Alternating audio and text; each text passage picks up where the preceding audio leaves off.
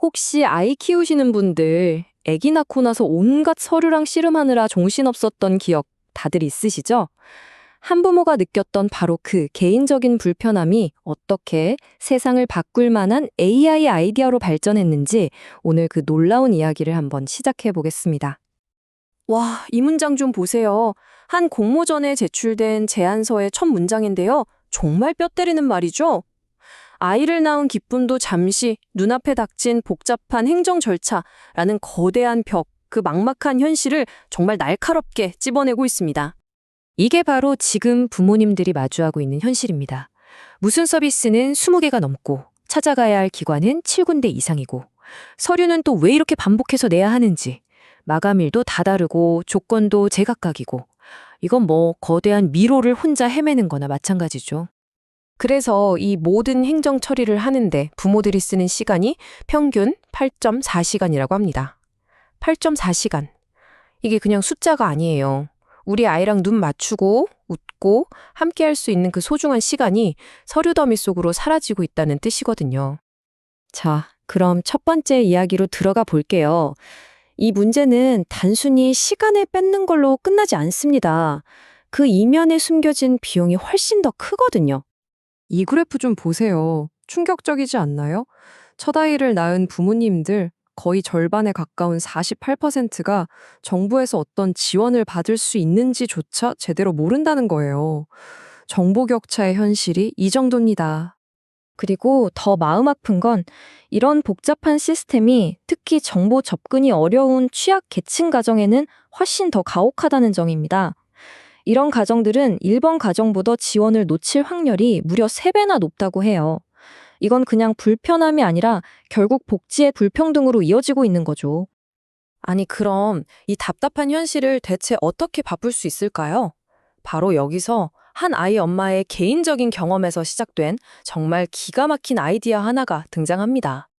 이 아이디어를 낸 개발자 엄마가 자신의 블로그에 이렇게 썼다고 해요.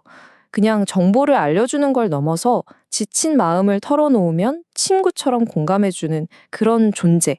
그러다 떠올린 게 바로 영화 아이언맨의 인공지능 비서 자비스였던 거죠. 와, 기술의 목적을 이렇게 인간적으로 풀어내다니 정말 멋진 생각 아닌가요? 그러니까 핵심은 바로 이겁니다. 단순하게 일만 처리해주는 도구가 아니라 육아라는 길고 험난한 여정을 함께 걷는 든든한 파트너를 만들겠다는 거죠. 정말 흥미로운 건요, 한 개인의 이런 멋진 생각이 때마침 정부가 추진하던 큰 그림과 완벽하게 맞아떨어졌다는 겁니다. 바로 정부가 추진한 AI 국민비서 공모전이었어요. 쉽게 말해서 민간의 뛰어난 AI 기술을 활용해서 국민들의 공공 서비스를 훨씬 더 쉽고 편하게 이용할 수 있게 만들자라는 취지의 프로젝트였죠. 당시 심사 기준도 아주 명확했습니다. 국민들이 진짜 와, 편해졌다 하고 느낄 수 있는지, 즉 효과성, 여러 서비스를 얼마나 잘 묶어내는지, 복합성, 그리고 실현 가능성과 구체성까지. 제안된 육아 솔루션은 바로 이 4가지 기준을 모두 만족시키도록 아주 정교하게 설계됐습니다. 자, 그럼 이제 제일 궁금한 부분이죠. 그래서 이 원스톱 육아 서비스라는 게 대체 어떻게 돌아가는 건지 그 설계도를 한번 같이 뜯어보겠습니다. 과정은 놀라울 정도로 간단합니다. 상상해 보세요. 부모는 그냥 AI한테 우리 아이 출산 준비 좀 도와줘 라고 딱 한마디만 하면 돼요. 그러면 AI가 알아서 출생신고, 예방접종 예약, 각종 지원금 신청, 심지어 어린이집 대기까지 모든 걸 처리해 주는 겁니다. 차이가 정말 극명하죠. 예전에는 웹사이트 7개 이상을 헤매고 서류는 12가지나 쓰고 완전 혼돈의 카오스였잖아요. 근데 이제는 그냥 AI랑 대화 한 번이면 끝나는 거죠.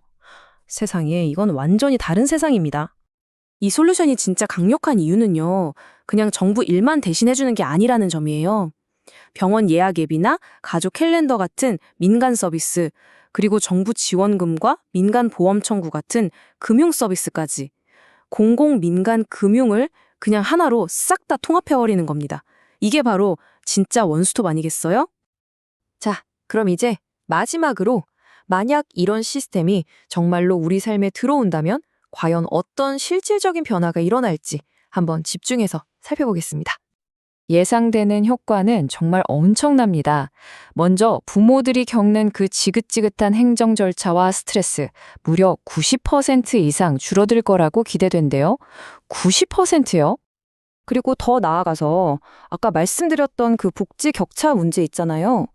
AI가 모든 부모에게 필요한 정보를 공평하게 제공하니까 정보가 없어서 지원을 못 받는 복지 사각지대가 30% 이상 줄어들 수 있을 거라고 분석됩니다. 이건 정말 큰 의미가 있는 거죠.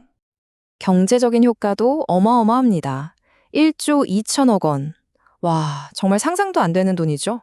몰라서 신청 못하던 지원금을 제대로 찾아주기만 해도 이렇게나 많은 공공 예산 낭비를 막을 수 있다는 개선이 나옵니다. 그래서 진짜 핵심은 이겁니다.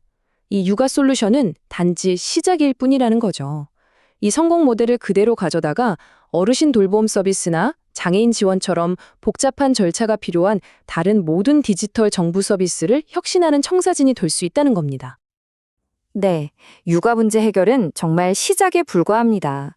이 기술이 우리 삶의 다른 영역으로 확장된다면 어떨까요? 자, 이제 여러분께 한번 여쭤보고 싶어요. 여러분의 삶을 가로막고 있는 또 다른 행정의 미로는 무엇인가요? 그리고 AI가 그 문제를 어떻게 해결해 주길 바라시나요? 한 번쯤 생각해 보시면 좋겠습니다.